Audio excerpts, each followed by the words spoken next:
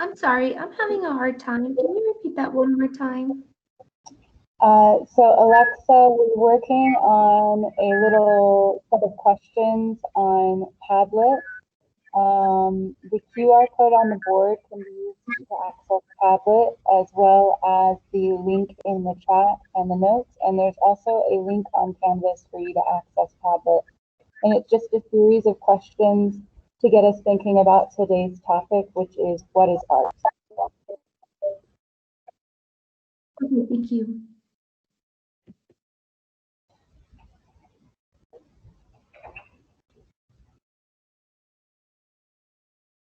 And of course, most of you are realizing this Padlet is anonymous, so whatever you write, we aren't going to know who wrote it. So feel free to express your thoughts and opinions. You can also like each other's posts.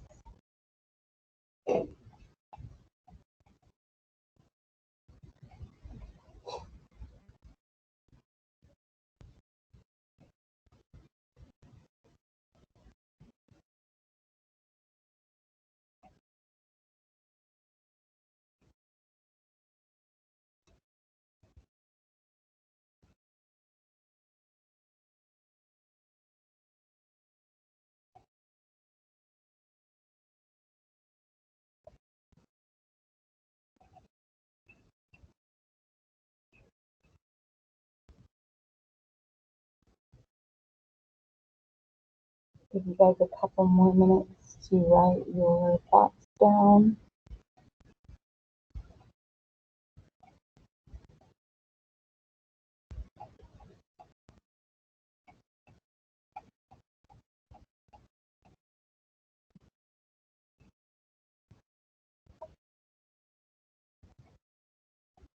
Okay, I have to know who posted this picture.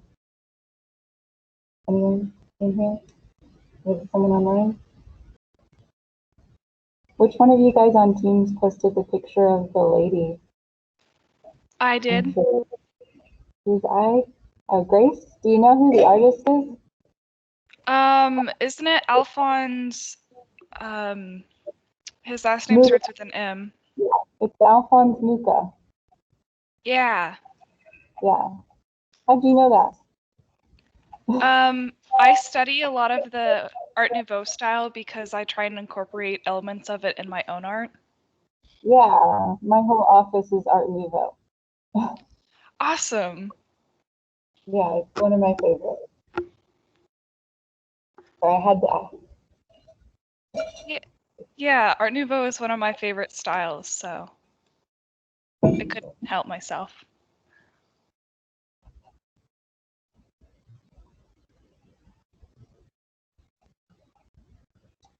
So we have art is using creativity, music, dance, and drawing. Yeah. I mean, all of these questions are opinion-based, so it's kind of impossible to get any wrong. Art is a form to express different opinions through abstract pieces, varying color, texture, and form. Art is anything that someone has created in order to express their thoughts. Art is expression of creativity, something from the imagination and creativity. Yeah. Got a lot of creativity and expression. Art is how you showcase a talent of yours. Good.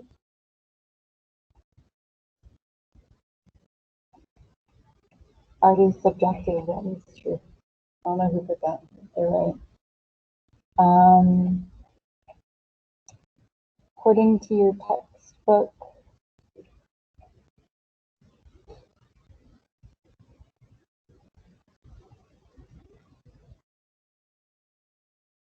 yeah, most of you guys found the definition. And the images. We got a lovely Dutch still life painting, also known as a memento painting. Van Gogh. We have Hieronymus Bosch here.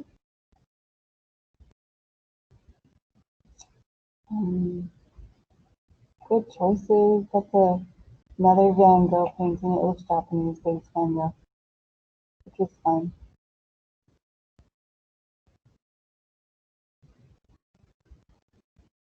Examples of art that we see every day. Building, architecture, yeah, very good. I don't know who you're at, but yeah, we oftentimes overlook architecture as being art.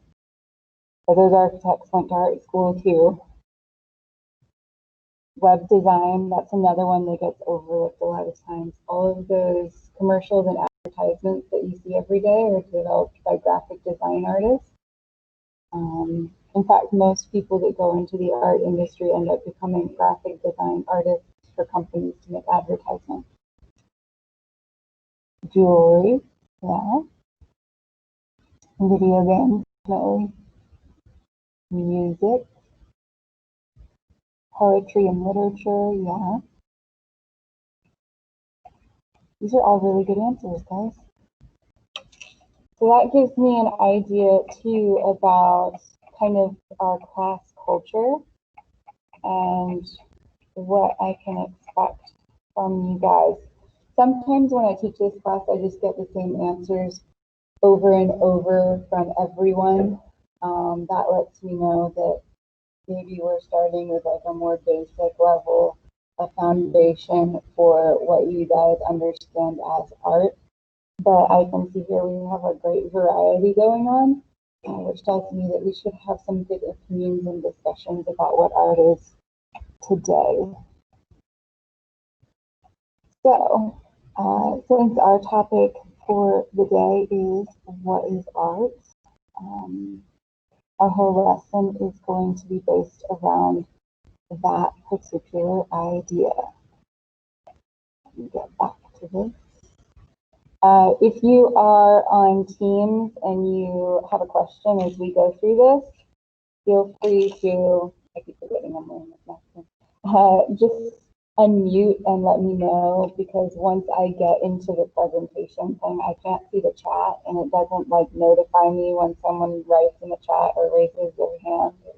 So if you are online and I'm going too fast for you to keep up, or you want me to repeat something, or if you have a question, just unmute and ask, okay? So an introduction into today's topic of what is art. The very, very first artwork that I like to look at to discuss that question is Janet Eckelman's Her Secret is Patience. It's also the one that your book pulls out first. If you read your chapter, you would know that. And it's also, it really is a good work to start discussing that topic. I believe this is the class that I mentioned yesterday, maybe not, that depending on our backgrounds, we're all going to have different tastes and different opinions on what we view as art. And Janet Eckelman is one of those artists that sometimes she creates artworks that people don't accept as art right away. Which Her Secret is Patience, that's in Phoenix, Arizona, is definitely one of those art pieces that a large majority of people, when it was first put up, did not accept as artwork. So a little background, Her Secret is Patience is a public works project.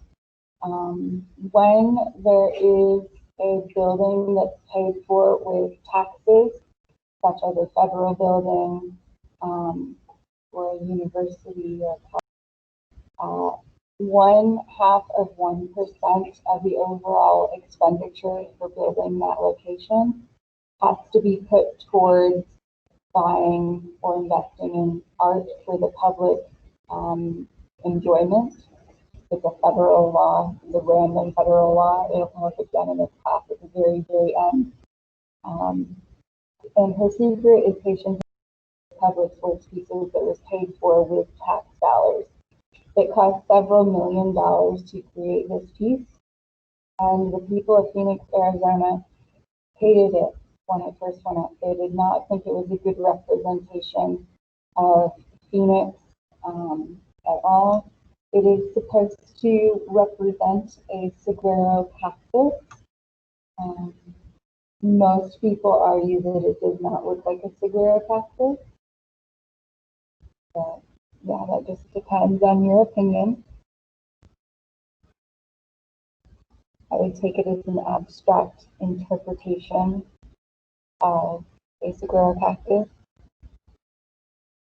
But the main argument of why people did not like this or consider it as art is because of the way it looks during the daytime.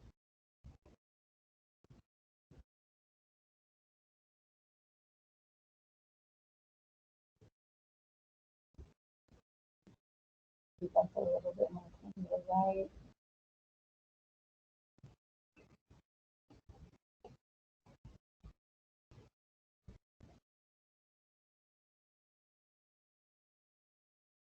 So I'm going to give you a recommendation now. Those of you that are writing everything, which by the way, I'm totally okay if you want to take a picture on your phone, that's fine too. I did that last semester, it's fine. But especially like for pretty much all of your college, I wouldn't recommend you write every single word down. Paraphrase it and write the bits and pieces that you need. That's just a good recommendation for the college note taking, because some of your professors talk really fast and they aren't going to wait for you to write your notes.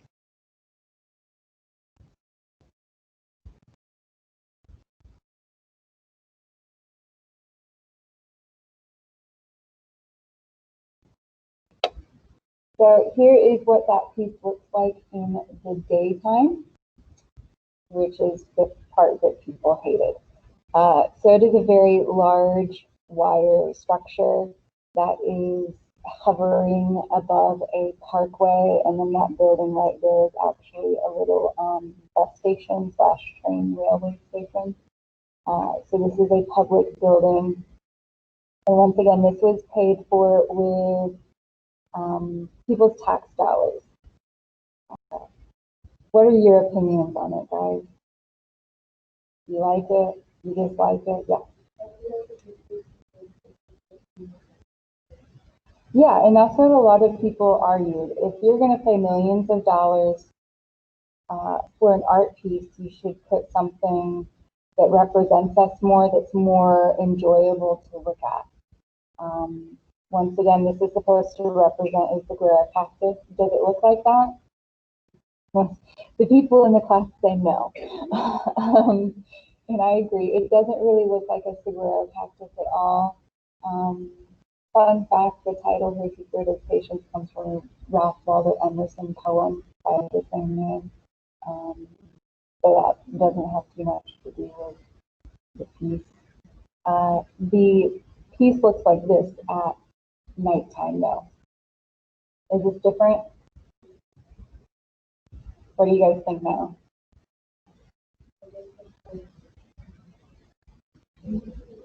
It's supposed to look like a sunset, yeah. So Phoenix is in the desert. Desert sunsets are some of the most beautiful sunsets in the world. So Janet Eckelman has echoed the colors of a Phoenix sunset in Her Secret is Patience here. So exactly, Her Secret is Patience. You have to wait for the sun to set before you can actually enjoy this piece. This piece is now a major tourist destination in Phoenix, Arizona. There's art lovers from around the world that go there just to see this thing light up at night. Has anyone seen this before in person? Okay. Anyone online seen this in person before? Well, I have. I had the pleasure of seeing it last year. Probably someone saying they can't figure out how to get on. You know, it's not good. I'm so used to people saying like halfway through the class that they can't figure out how to get on with the class that I just accept it now. So I saw this last year, both in the daytime and the nighttime. That park that it is located in is a really big, it's like the homeless encampment in Phoenix, Arizona. For those of you that aren't aware, Phoenix has a very large number of homeless people, and they all pretty much camp out there just because there's a lot of like buildings and shrubbery that you can sleep under.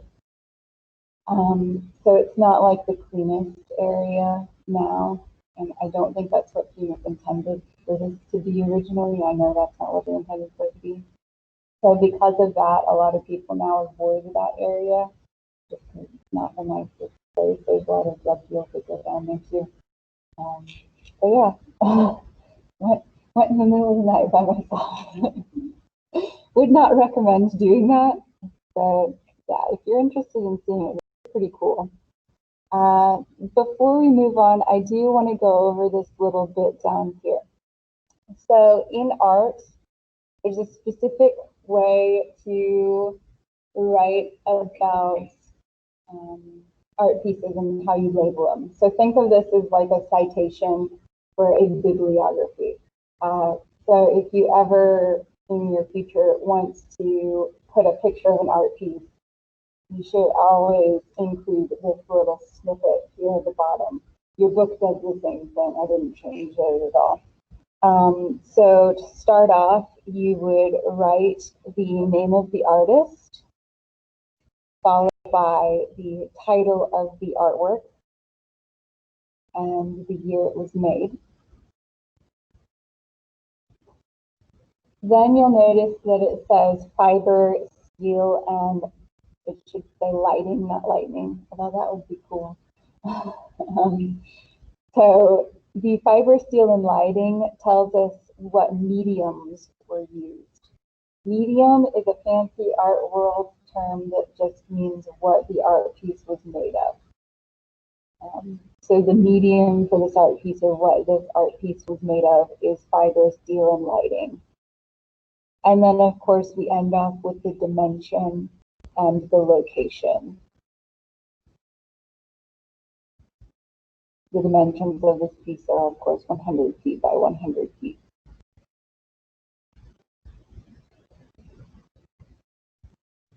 So I'm just going to say that now because I always forget to explain it, and then halfway through all of my lectures, someone's like, why do you label it like that? And well, it's just like, I've become so accustomed to doing certain things that you kind of forget why you do it at that point. You don't realize it's odd or strange until someone asks you. You guys get it. I'm sure. I'm sure there's been moments that you're like, you don't really think about what you're doing, you just do it. So yeah, just for future reference for anyone that's new to the art world, that is how you would label an art piece. In a paper, in a presentation, in any sort of assignment that you would use the picture.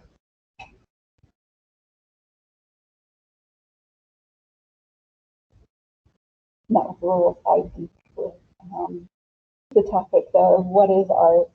So art itself, determining what is art and what is not art, a lot of it goes with opinion. But if you are actually trained in the field of art, there are some specific requirements, which we'll talk about a little bit in a second.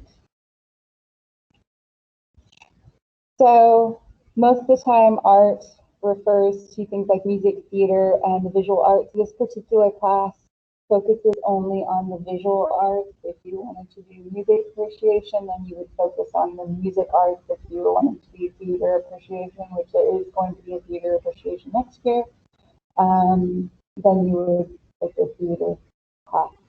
And of course, literature would fall under like English. But we are going to be focusing on the visual arts, which include drawing, painting, sculpture, film, architecture, and design.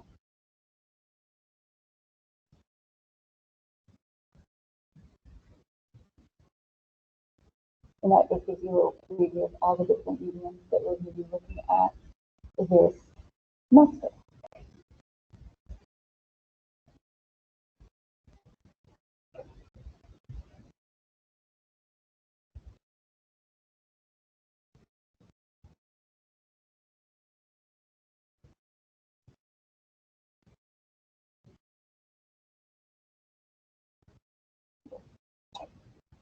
Okay.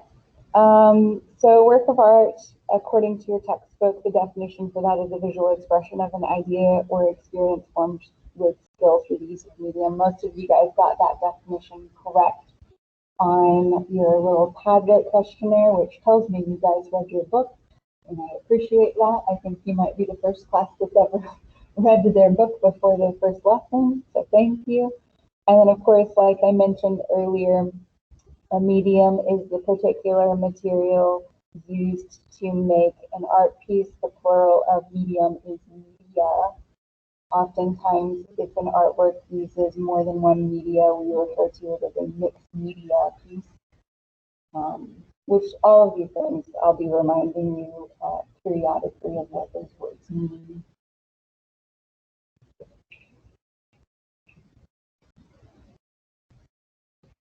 A good chunk of art appreciation is spent just introducing basic art terms to your vocabulary, so that if you do take, let's say, an art history course later on, you would already know what those words mean, so we wouldn't have to spend time on basic vocabulary. So normally, if you take an art appreciation course, the next course that you would take would be an art history survey 1 and survey 2, which focus on primarily just the historical aspects of art.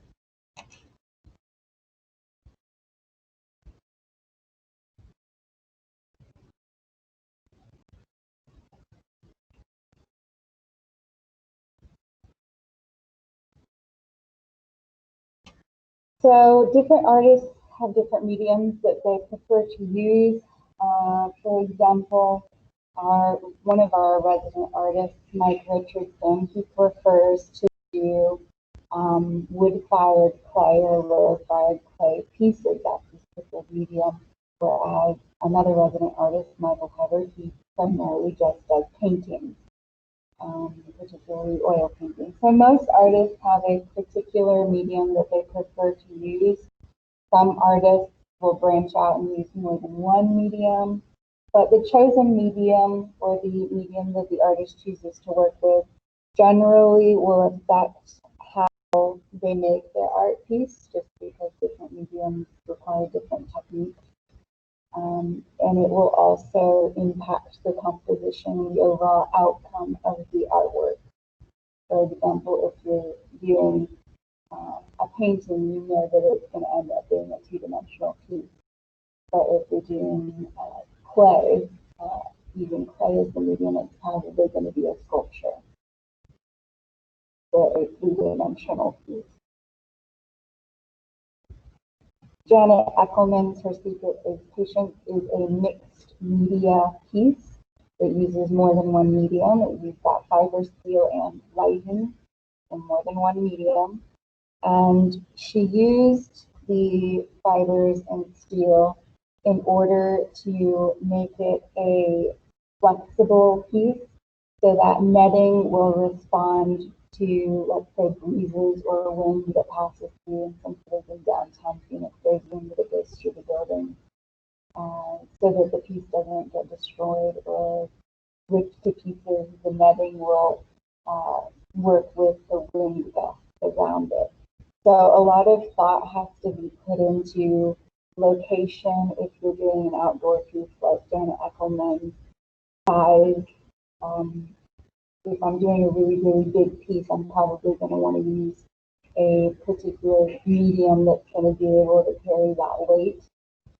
If not, how am I going to compensate for the large size? Things like that. Artists have to think about how their medium that they're using is going to support the overall outcome that they desire. And like I said, mixed media describes an art piece as the combination of materials.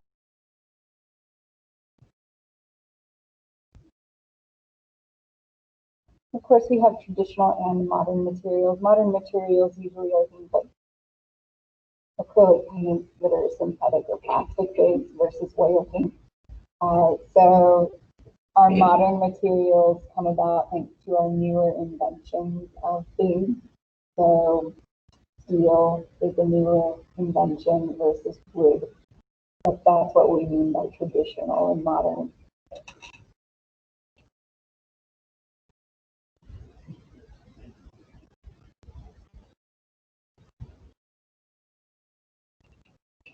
Now, this gets me to the part that I said, sometimes what art is opinion-based. However, occasionally there are some requirements that should be met in proper artistic world terms to determine what is art and what is not. So one of these things is considered an art piece and the other one is not. Any guesses as to which is which?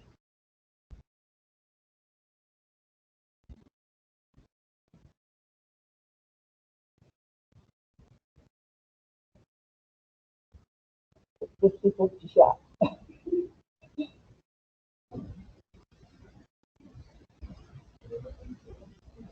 One of these things is art, the other one is not art.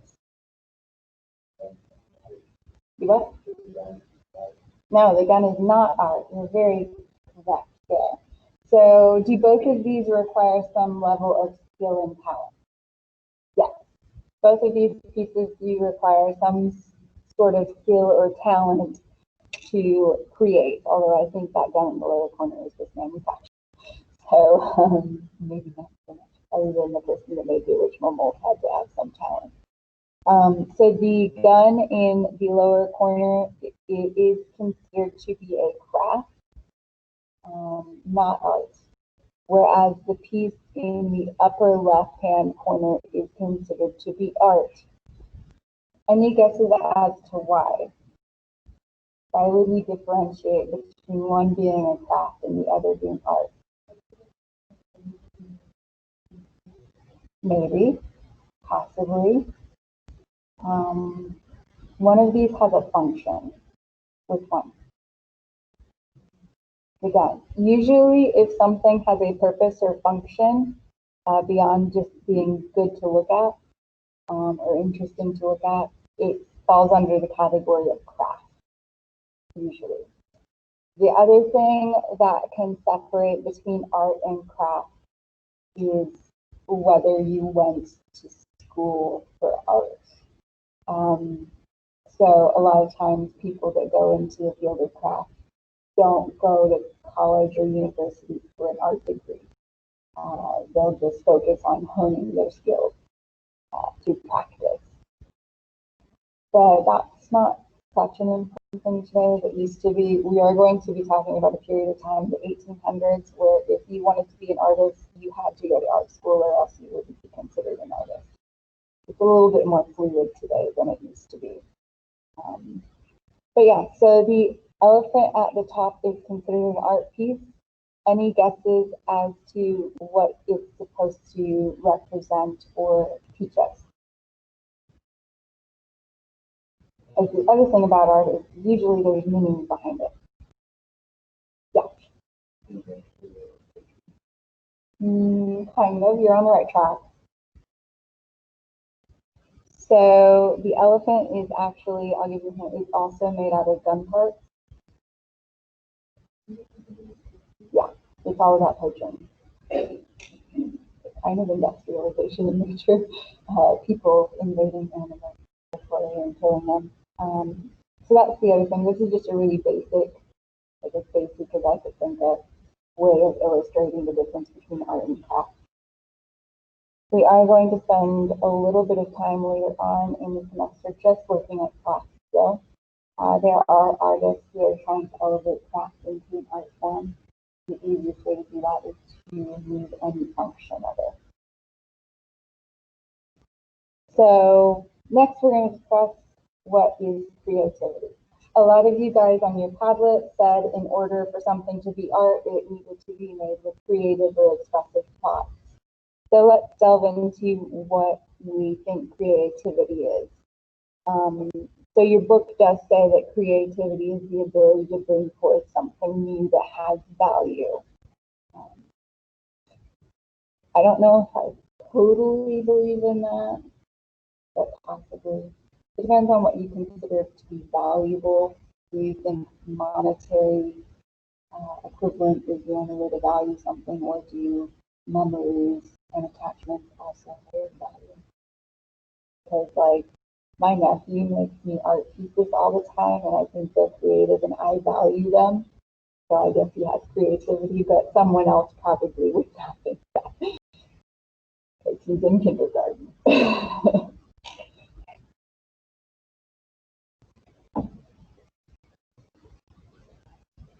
So once again, we're continuing on with the opinion-based theme of today.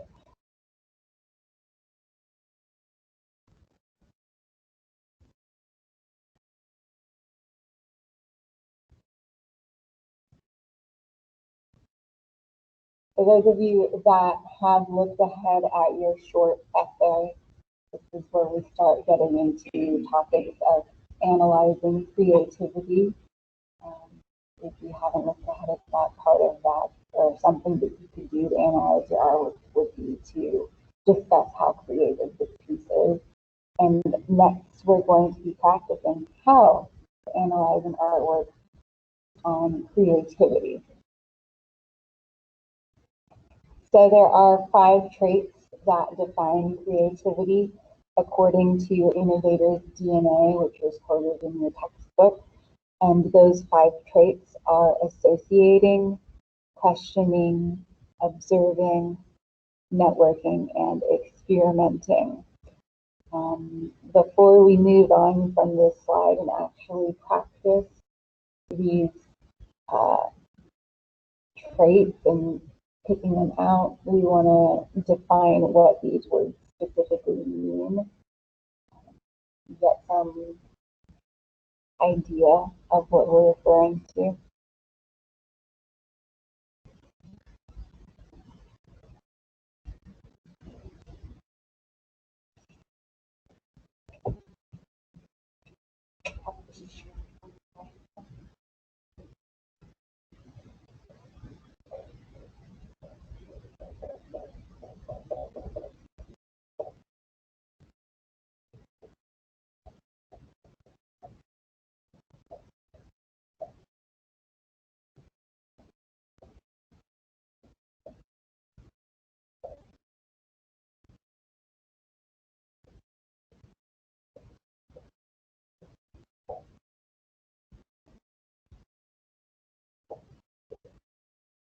So, looking at these words, let's try and break them down. When we're associating 2 different things, what are we doing?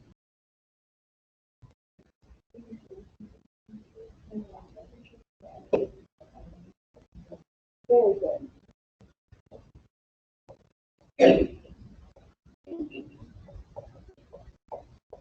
So we're looking for the connection.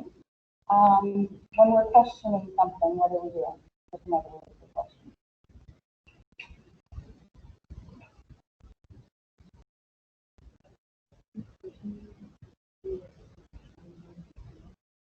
Very good.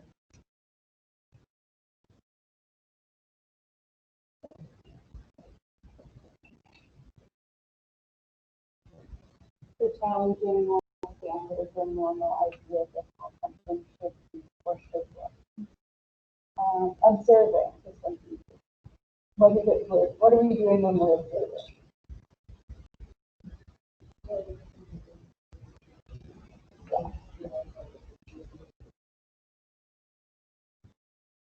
Looking or watching.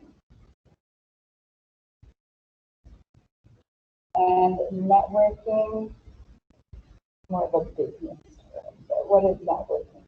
What are you doing with your networking?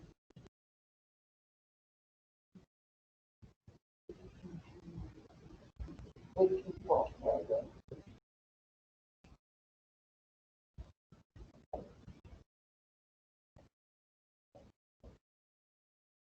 So networking, we are connecting with other people, asking them their opinions, their thoughts. And of course, experimenting is what it sounds like. It's trying new things or finding things different.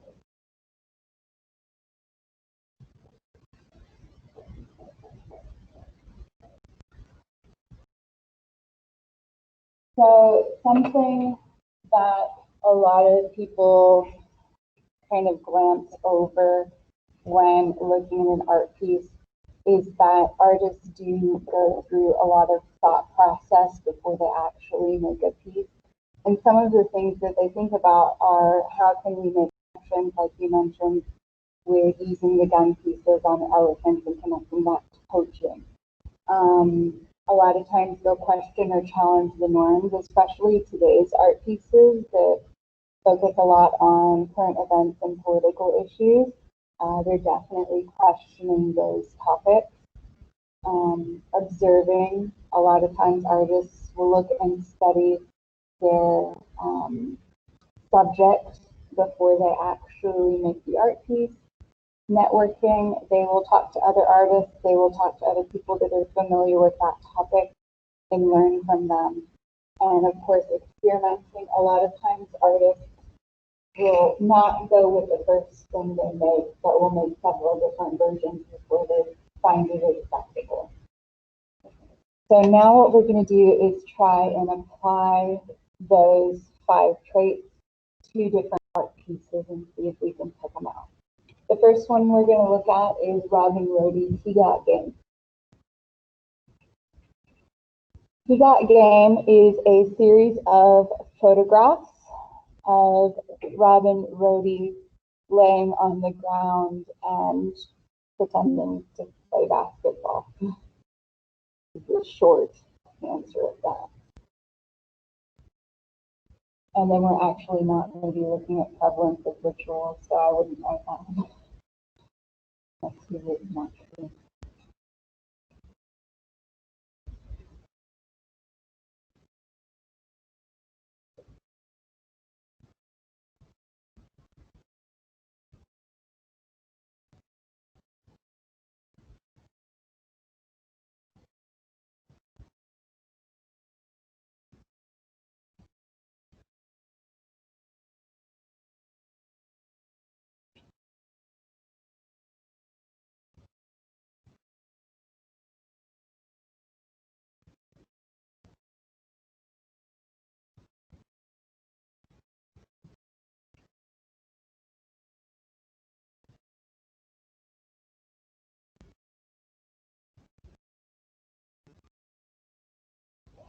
So here is Robin Rohde's He Got Game, 12 color photographs.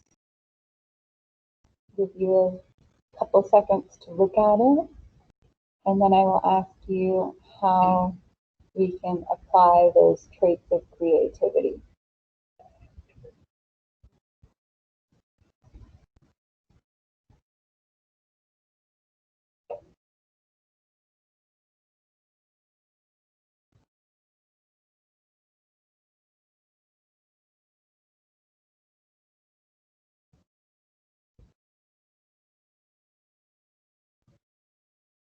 So our first trait of creativity is associating. How did Robin Rohde associate, or what did he make connections with here?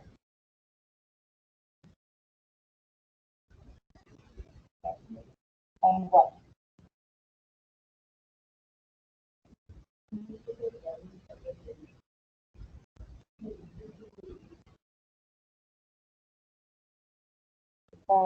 On the spot. If you're doing the same thing wrong with that, don't overthink this. Don't overthink it. It's very simple. So basketball, and what is he doing that's not normally connected with basketball? What is that? Yeah, that's one connection.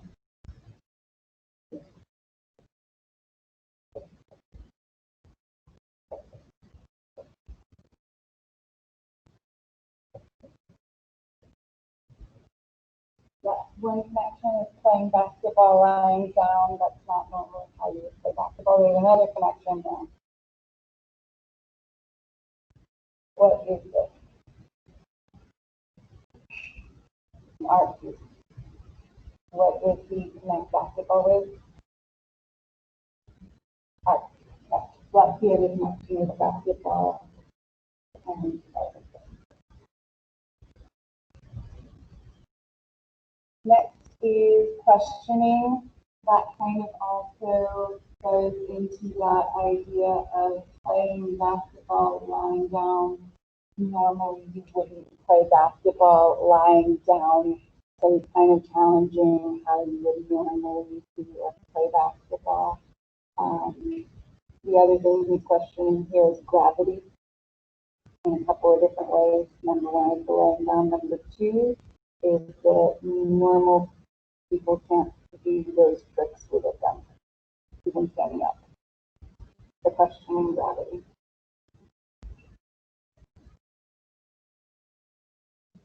And the third one, observing or watching. What did we probably have to watch in order to come up with the idea for this? Basketball. We had to watch basketball. Good. And of course, networking. What are some of the people that you might have connected with? Basketball players. Great. See, we don't have to overthink this. It's not that deep. And of course, experimenting. What did you do to experiment?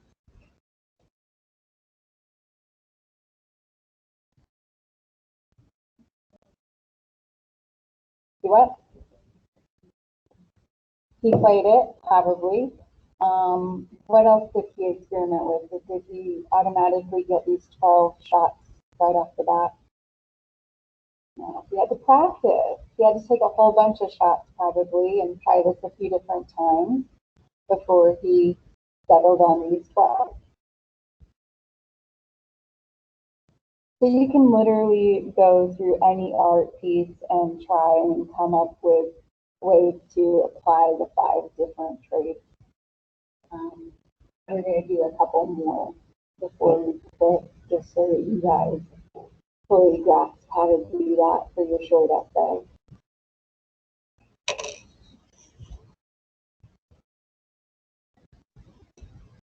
So our next 5 traits comparison that we're going to look at is the Felix Gonzalez for candy spill piece. So the piece itself is the pile of candy in the corner. This is just a picture of someone interacting with it, because sometimes people make artwork that you can interact with.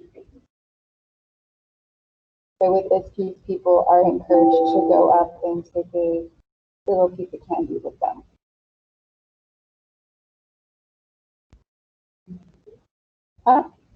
Yeah, it's yours. You can do whatever you want with it. It's one of my favorites, although it's kind of depressing once in a while. But for an early art piece, it's kind of fun. So without knowing too much background, let's see what 5 traits we can go ahead and pair with this. And then I'll give you a little bit more background information and see if we can get the rest of them. So what is he associating here right off the bat? Remember, don't think too hard. Candy and art. Yeah, candy and art. Easy. Normally, candy is not used as a medium in artwork. That's the other thing, he's questioning what art's usually made of. Usually artworks are made of things like clay and paint. This particular art piece is made with candy.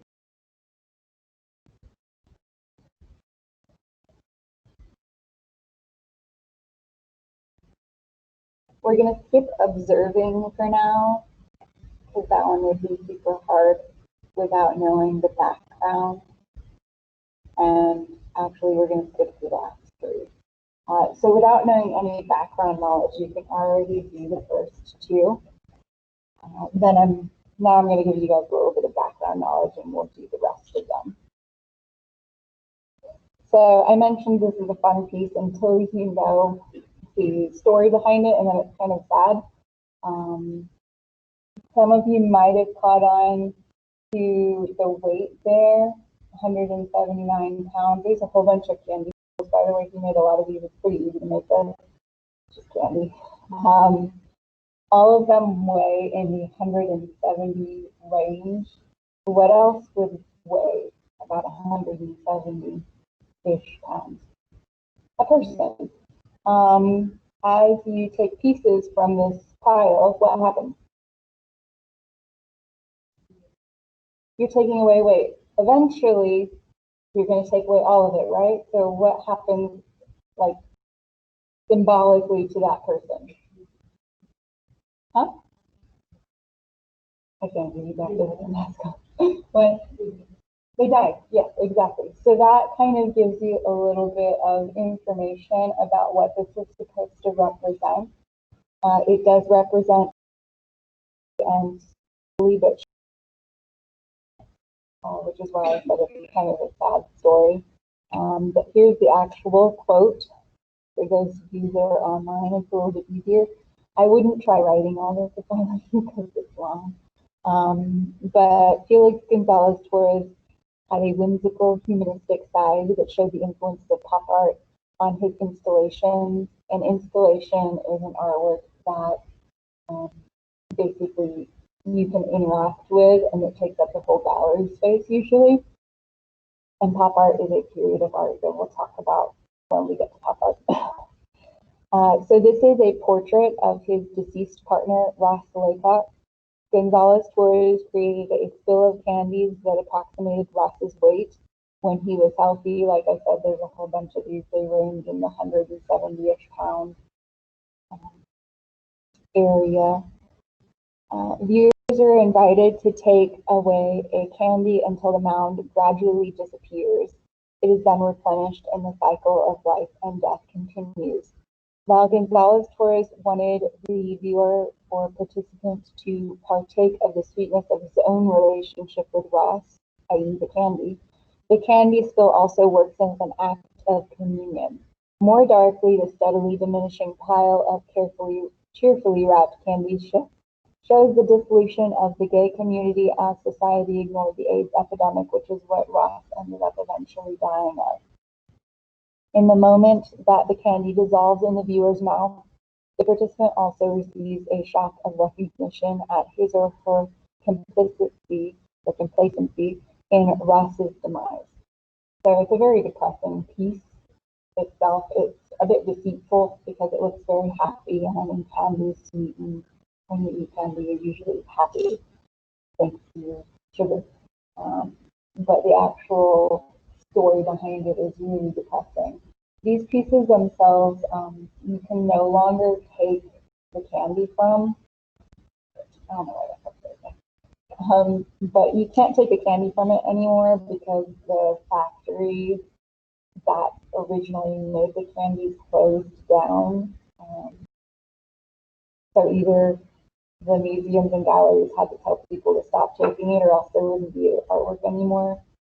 Or yeah, so it kind of defeats the purpose of the piece today. A lot of people argue, why don't you just use a different kind of candy? Well, Felix Gonzalez Torres specified that you had to use that specific brand of candy in his contract when he sold the art piece. So they'd be breaking contracts if they did that. So now let's go through this again and see what other stuff we can fill out. Associated, you can probably add to association now. What else could be associated? People and candies, life and death, people and candies. What else? Any others?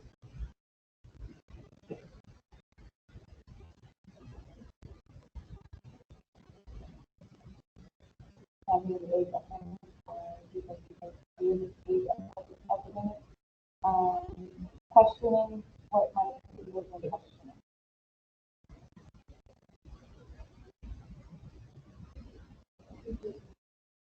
Yes, he's very frustrated with the fact that a lot of people were dying of AIDS and no one was doing anything. Yes. Observing, what did he have to observe? Very good. The death of Ross in order to come up with it, as well as the death of a lot of his friends. A lot of his friends ended up dying of AIDS. Networking. Who did he connect with?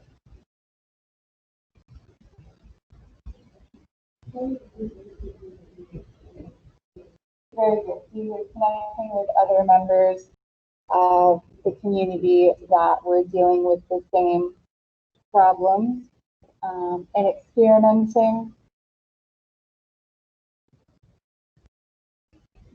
Once again, it comes up with the idea that he had to try this out a few times before he was satisfied with it. Most of the time, that's the answer for experimenting.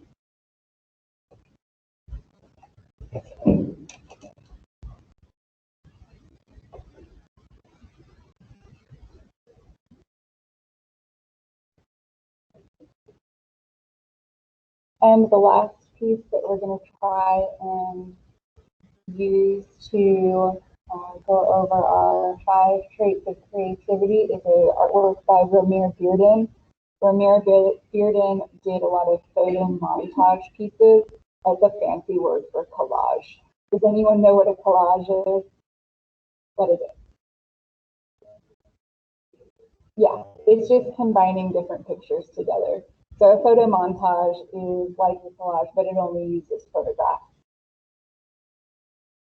And here is one of his photo montage. This is, I guess I did keep it in. I was going to take it out and then I changed it.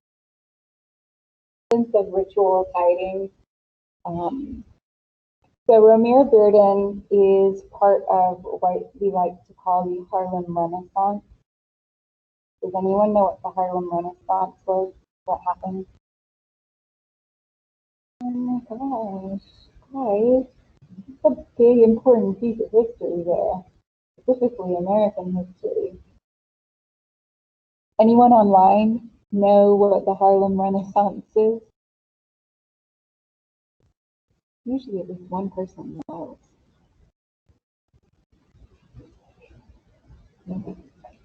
Okay, so the Harlem Renaissance is a period in U.S. history when, like you might notice the date, it's in the 1960s. This happened during the Civil Rights Movement. A large amount of African Americans migrated to northern cities, and a lot of art was created. This occurred from the 1920s through to the 1960s. So, poetry, theater, plays, artwork. And Romare Bearden is part of that. We're going to talk about a couple of other artists later on when we get to the art history section that are also part of that. It's a celebration of African roots and African American communities in the United States.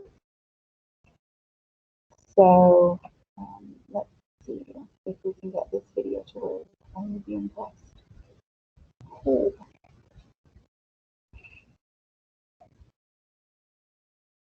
Although I need to share it.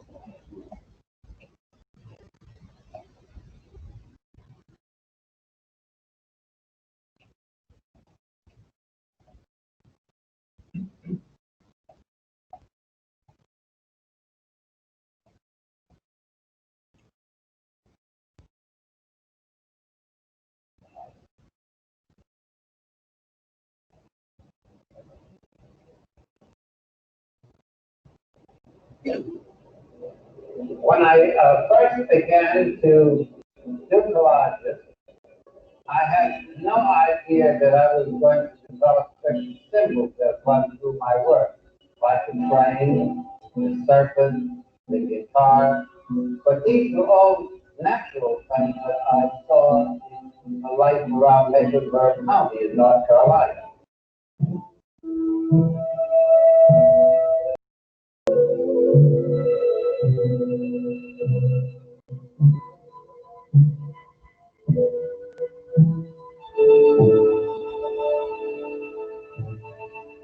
I used the train because so many of the lives of Black people had to do with the train. So these are the elements of my environment. That's right. You know, we looked at this was just a jumping off point when we did, the liquor store. Remember, I did a drawing out there of the.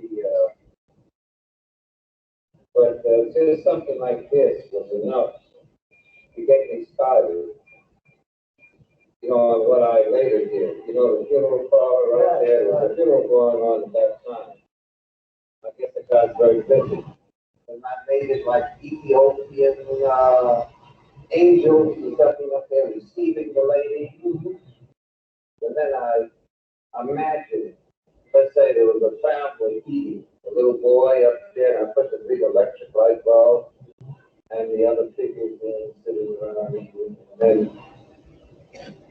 just this little note was enough. But looking at those buildings now look at this. See that one, those two rays? And this one a little longer. Actually, what I'm doing is making a keyboard. Now, we're already defining this as a musical composition. And then you have to look for things that repeat themselves. See the triangular movement as you get these. And then the first thing you know, you have a sonata. I think that's enough for us to be able to try our hand at the 5 traits of creativity.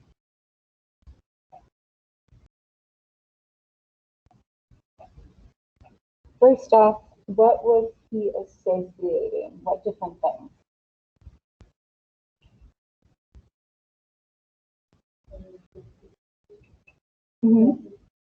Yeah, definitely. What else? Think of the medium. It's a photo montage. What's a photo montage again? A combination of different pictures and photographs. So he was also connecting and putting together all of those different photographs. The next trait of creativity is questioning. What was he questioning?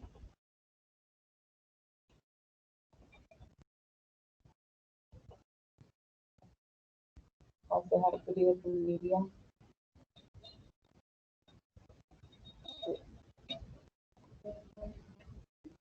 Where to place the pictures, how to create the composition. He was questioning how you would normally create a two-dimensional art piece. Most people would either choose to paint or just take a picture of something rather than make a collage of pictures. Observing. This one's a big one for Romare Bearden. What did he observe? The people around him. He observed the landscape, the city, the people, and all of their daily activities that he saw. Of course, networking, that also has to do with the people around them. He networked with them, he connected with those people in his community. And last but not least, experimenting. We kind of already touched on what would be experimenting.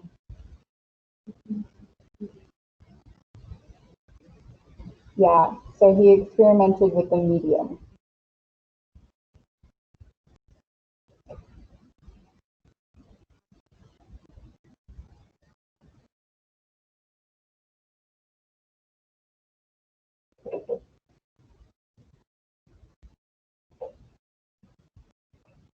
And the last art piece that we're going to look at from Romare Bearden is this one, Rocket to the Moon.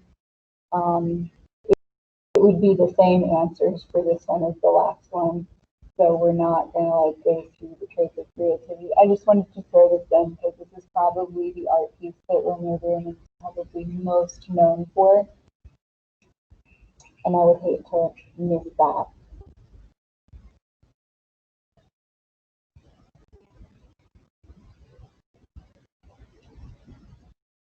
So I mentioned at the beginning that most of the time, if you did not attend art school for a really long time, you wouldn't be considered an artist.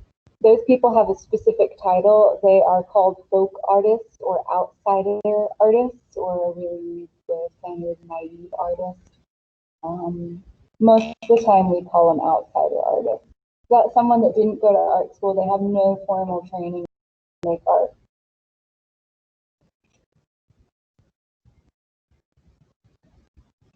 Most of the time today, if you want to make art, you will end up going to college for art or university for art.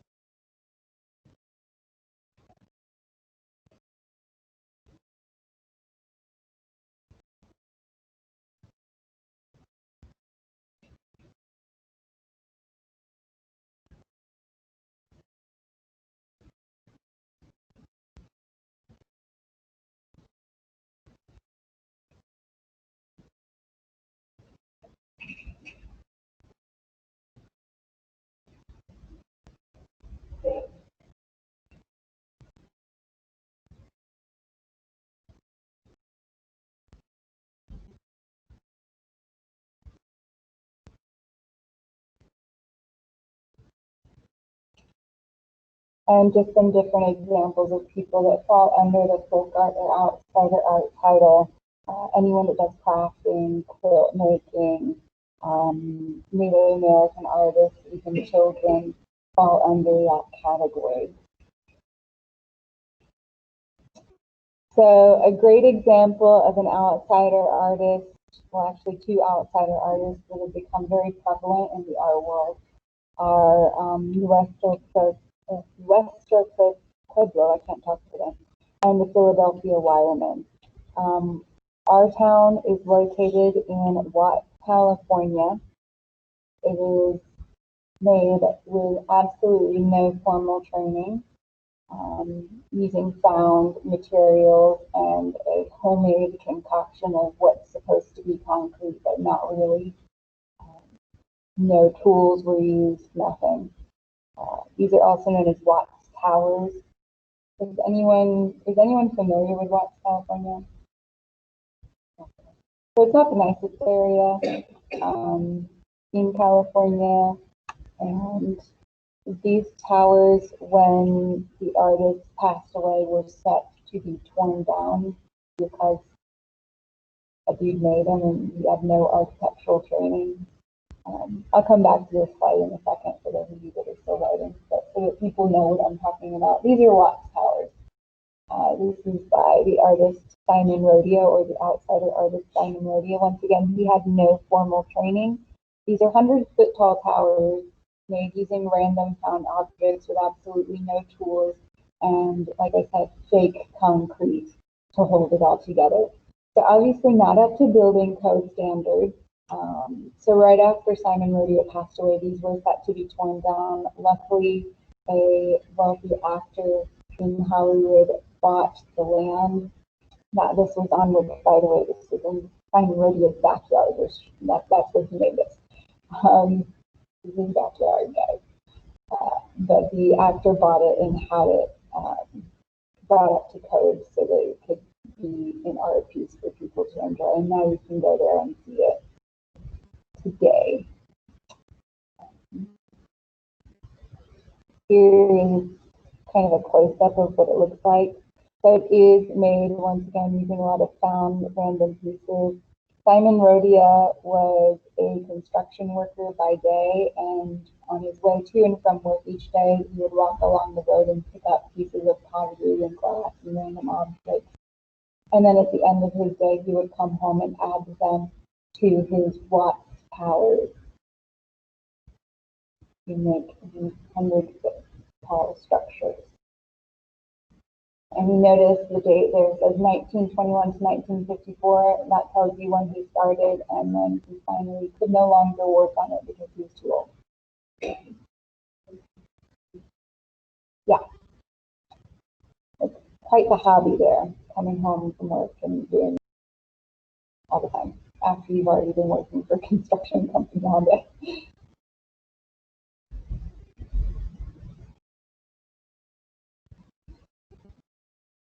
Our other outsider artist is the Philadelphia Wiremen. No one knows exactly who the Philadelphia Wiremen is.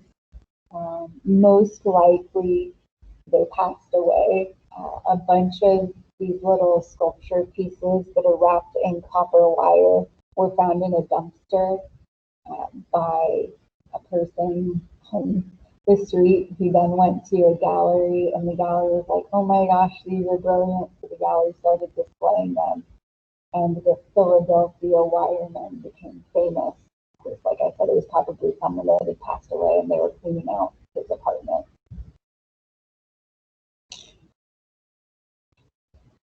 Once again, we're going to be looking at a piece that is made using found random objects.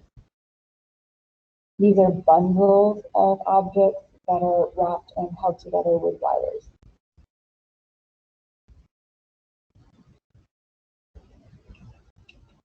And here is one of the sculptures made by the Philadelphia Wiremen.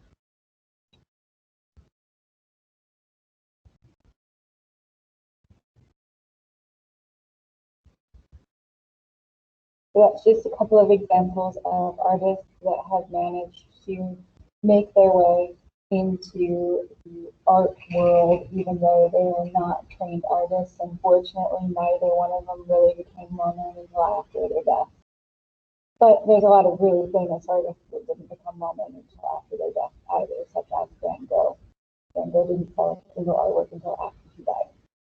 So, the only ones. Other examples of outsider art or tableaus.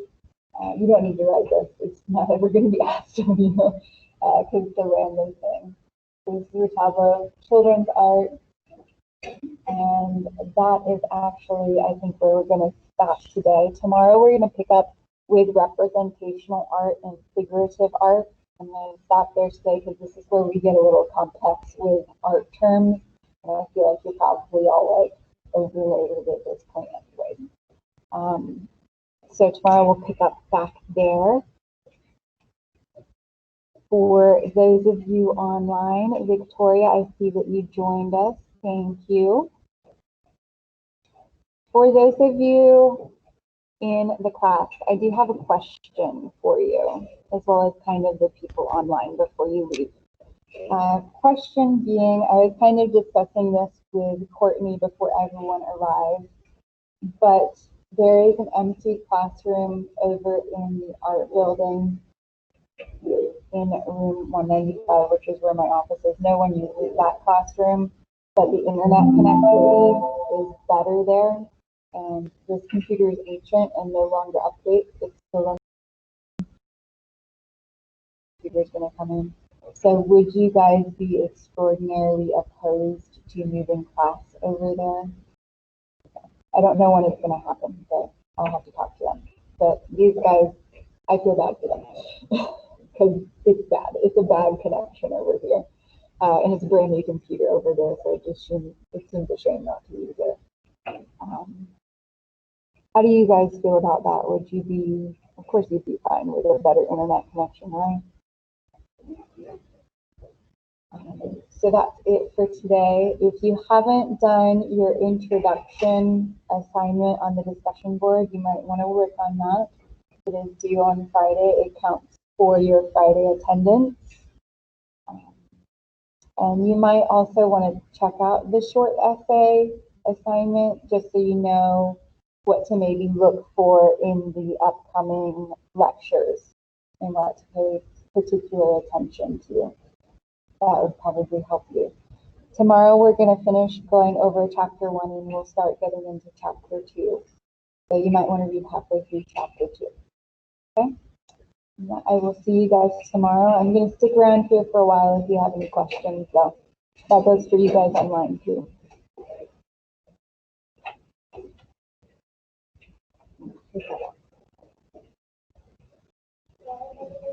You too. Thanks for the discussions today. It was really good. Yes, ma'am. So only like the early college can show up to this class, or We're only allowed to have 10 people in here. what? And there's 9 early college people. Okay. Does that make No, sense? it's because like when we first came in here, yes, and they wasn't. Yeah. So I didn't know if only early. No. We're allowed to have 10 people, and the early college high school are required to be in here, so I have to like let the early college people in. Since it's a requirement for them. But then after that, it's like 10, which is kind of not fair. But I mean, if it wasn't for the early college people, we wouldn't even be meeting in face to face. We'd be online. So, but yeah, no, I think we did good today. 11, it's only 1 over. I think we'll be fine. Alexa, did you have a question? No, not at the moment. Okay. Victoria, are you okay? Actually, I did have one. Okay. So for the introduction, I just replied directly on there, right? Uh-huh. That's just I just replied directly on Canvas. Yeah. Yeah. That is how you do that. Yes. Okay, perfect. That was my only question. Thank you. Okay, that was easy. Yeah, thank you.